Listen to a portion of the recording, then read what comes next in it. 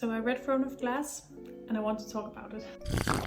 This definitely had a slower pacing and more descriptive writing compared to Assassin's Blade, but this was also expected. From what I heard about this series, then people often describe it as very fantasy heavy with a romantic subplot, but I actually found that the romance was much more visible than I thought it would be. It made sense in the Assassin's Blade because it is a prequel, but I was surprised to find the focus it had in Throne of Glass. And that's not me saying that it's the main plot of the book, because it isn't, but it is just more outspoken than I thought it would be, and I do love a good romance, so it's not necessarily a point of critique. It's more just a matter of my personal expectations for the series. The romance also moves faster than I thought it would, considering there is 7 books, and I know new characters will be introduced later with their own stories, but I do fear that it can end up taking up too much space, but we'll see.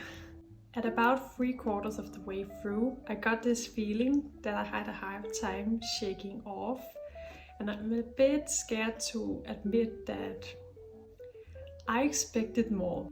You have this brilliant setting with games and trials, a castle filled with criminals, snobby nobility, and mythical events happening, and I just needed more from it. There is so many possibilities with this setting.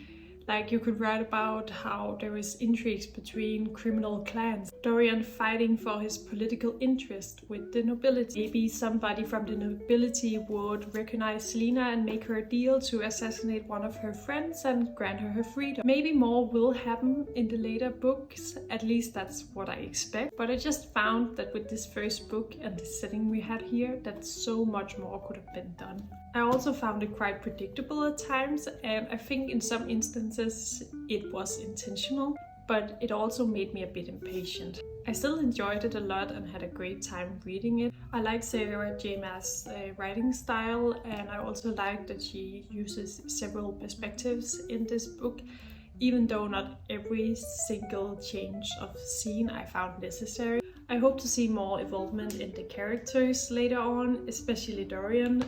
I expect more from him and his character, because to me at this point, all that he's really portrayed as is a nice guy who has a history with a lot of women.